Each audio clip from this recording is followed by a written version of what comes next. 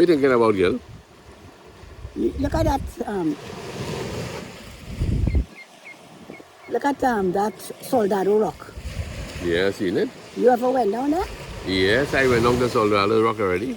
I went down there when we had, I can't say newly married, but somewhere around that early period of marriage. Took a boat and we went on that little island there. That is the demarcation line. Pass, just point it towards it. Way out across the sea there. Sados Rock. Soldado. That's the mark between Venezuela and Trinidad waters. 7 miles between here and Pedernales on the other side. And Capure.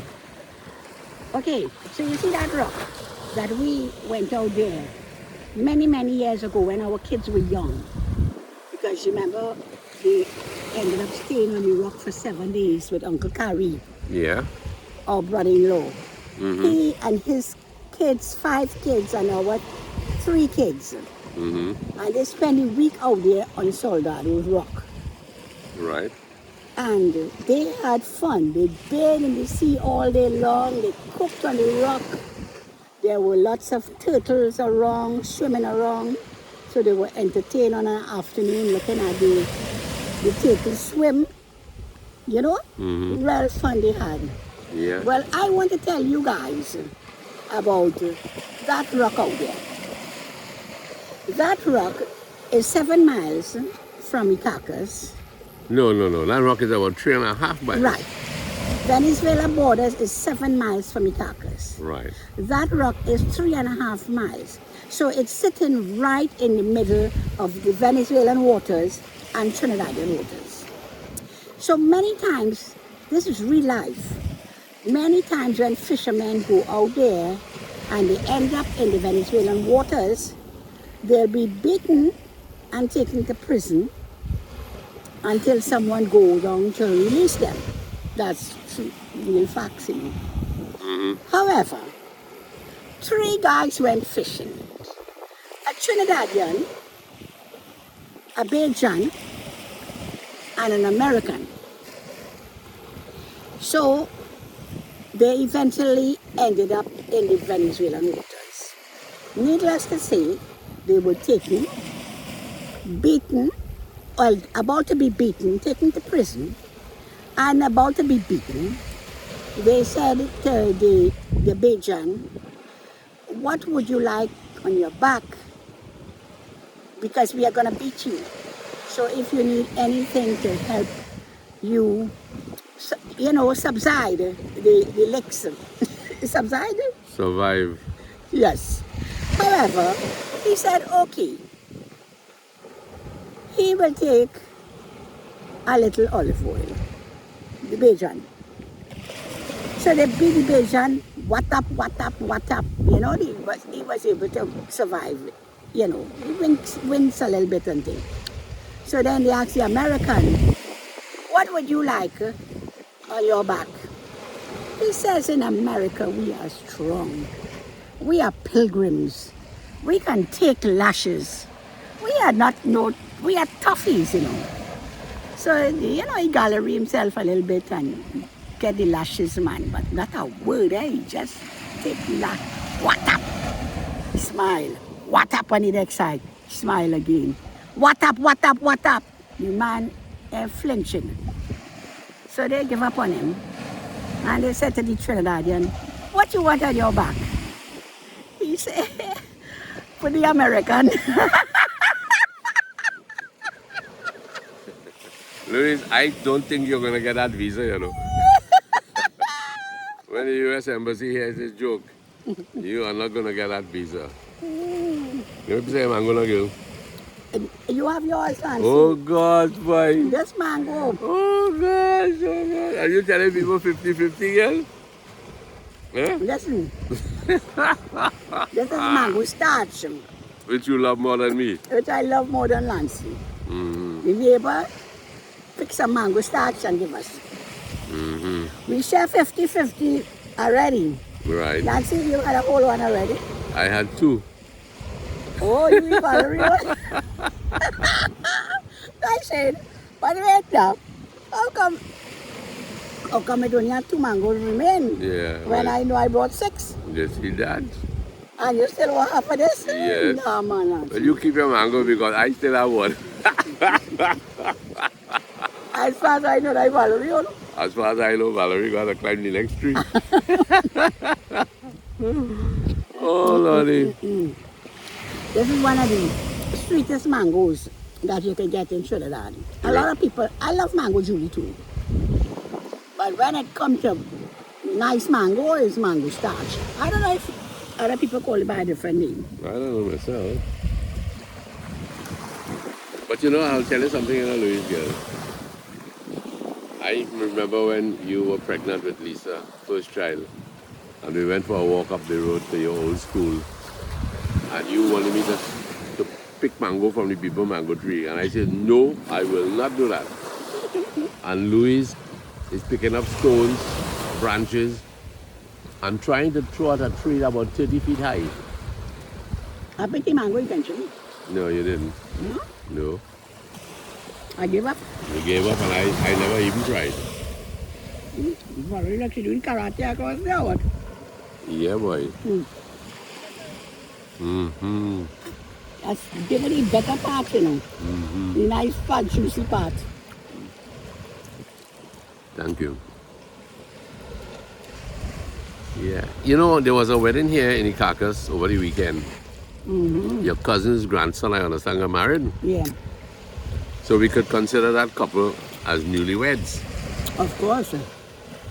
But I was reading something recently, you know, that a lot of couples nowadays are shrinking away from marriage.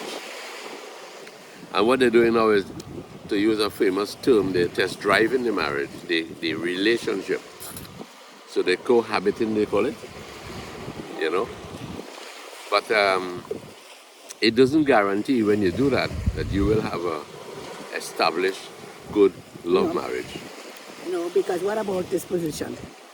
Well, I don't know if the idea is when you test drive the marriage, if you find out, well, you know, there are a lot of things I don't think I can live with, and therefore I think we should go separate paths. Is that the idea?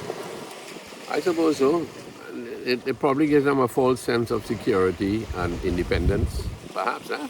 But I can't see if you're coexisting, how does that give you a sense of independence? Because You still have your a relationship is a relationship. and you have your commitments, isn't it?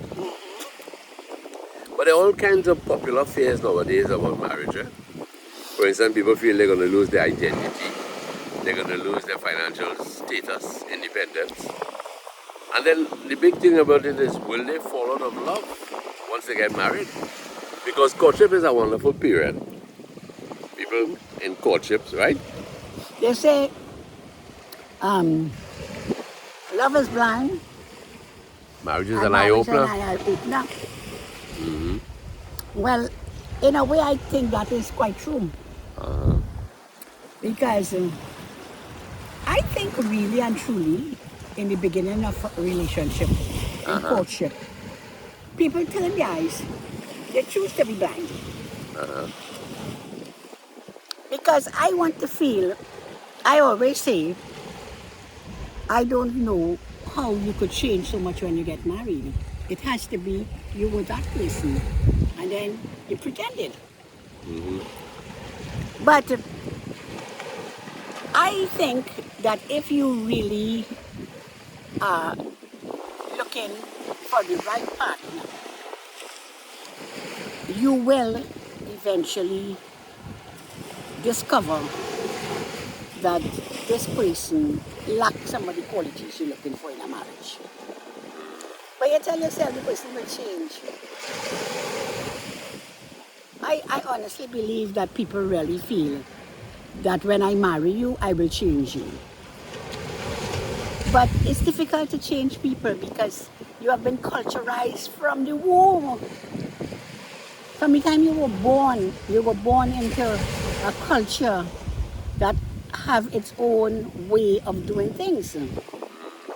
You're talking about the family existence, their family existence. family traits and everything like that, right? You know, like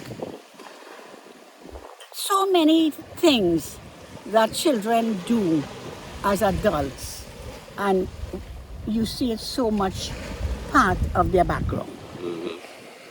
So I don't want to say that people should, I don't want to say that people should stick with their own class, you know, but long ago, parents, not only did the East Indian people make matches for their children. They choose a good boy. This is a good boy, and you say, okay, so you know the other family, they have a nice little daughter growing up, and you know, and they pick it out from early o'clock. And that child, when she marries and comes to the family home, she more or less have the same background. So things are done more or less the same way, and everybody harmonize, and it's okay. But if you were to take, you know, someone from a background totally different to yours, and you get married, and especially now with the financial constraint of couples, more than likely people are going to end up home living with their parents. I am seeing it more and more that young couple want to marry, and the parents has a big house, and they say, okay, you can come and stay here. You know, parents always want to help. But this girl has come from a totally different background. And she accustomed hanging the jersey by the sleeves, and your mother-in-law is hanging by the tail. And every time you put her clothes to dry, she irking because look at how she hang those clothes. And I heard of a couple that I was told that the mother-in-law will actually go and hang over the clothes after she hang the clothes. No. That's insulting, man. But you see, these are the conflicts that when people have when you do things differently. But people really need to learn to accept that people do things differently, and it's all going to be the same results. That's correct. That's correct. So, you know, but a lot of times you need to be on the same page.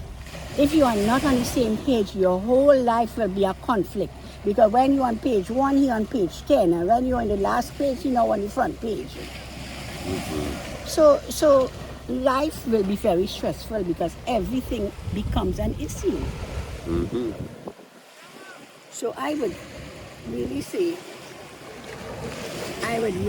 that. Yeah, sorry. That was a small interruption there. Some guys on the beach here behind. So I would say that these are the fears people can have. Would I be expected to change, especially if in the mix you're going to live with your in-laws? Which, as I say, based on the conflict now of financial thing, people, one person lost their job, you will live in together, able to pay rent, you now have to go back and live with parents. You may lose your car. So many things can change your budget. That's right. That's right. So people now who getting married could have a lot of fears. Yeah. Because what if when we get married you lose your job? Would I be willing to go back to live with your parents? Would you be willing to come back live with my parents? That is very But true. that is the solution. Yes. Or maybe if you go and live with your parents, you can save $3,000 a month. For the year, we will have a down payment for a house. But that 12 months could be like 12 years. That's right. That's right. For both of you. Yeah. For both of you, because your parents, as far as they're concerned, they're trying to help you. So therefore, you won't have to do it the way we want it done. And that's where the conflict now will come in for the young people. Because if a guy marry a girl, he will understand his parents when they say something, they don't mean anything. But the girl could interpret it anyhow. That is very true. And vice versa, if he goes to live by his in-laws, he would not be comfortable because he's not a man in the house. He's just there surviving. So there are a lot of fears in young people now who reach in the age of getting married. There are a lot of things could be of fear to you before you marry. Am I going to be able to continue my lifestyle the way I'm accustomed? You know, am I going to have to sacrifice so much that I'll have to give up too many things? Yeah. Yeah. Trouble in tongue, man. Trouble in tongue. So fears are real, but you know, it doesn't mean you can't take the plunge, but just consider a lot of things logically. And if you really think that, listen, I'm not ready for that, you don't need to rush into something because you're getting old. That's right. But they say men are marrying at age 28 now, and women at age 26. I think older. Older? Yeah. I think maybe close to 30s. Because the time they go to university and they want the masters and they want their PhD before they get married, they could well be in their 30s. So, after all of that, am I going to live by my mother-in-law? And look at the trouble when your parents begin to get ill and think real health issues. Right, there's a lot of things. The husband or the wife may not be so inclined to look after, because I married you, and you married me, and we were to build our own little nest. Now I have to look after and mother this lady, perhaps who had given me a lot of trouble while we were there. You know? Yeah, so yes, I can see wholesome fears. Wholesome fears are real. Yeah. And I will say that if one has fears, they have to consider the big picture. Because I always say it's better to be a broken engagement than a broken marriage. So you come the course, yes, you will have fears, but at the same time you can't let unnecessary fears overpower you. But you need to see the big picture really. And even if it means waiting for a while to sort out yourself, you are allowed time to sort out yourself. Very good. You deserve a piece of this man. Tell me something. What kind of fears you had when we were together? Absolutely no fears. Sure? Because I think in our time... Hold it, Louis. Hold it. In our time what? In our time, we had a lot of... it was the beginning of young people making strides. You ended up in good jobs, stable jobs, right? I ended up at 19. When I met you, I already had a very good job. Medical benefits, provident fund. Sandy. You know? So we didn't start off at a disadvantage. But you mean, now you had to consider even today, how many people have that advantage? First, the begin people on contract. How do you think they're on contract? You have no pension, you have no medical, or any kind of perks that we had when we started life. But what they do have is each other. If they're willing to really, because you never hear this saying, love can't take you to the grocery. My sister used to say that a lot. That's really no answer. Love can't take you to the grocery. But still, Louise, if you are in it already, if you're in it for 5 years and you're running into these problems, are you going to abandon your mate just because of that? I feel that the worst threat to marriage is the lack of support between each other. That takes away the thought of self-sacrifice.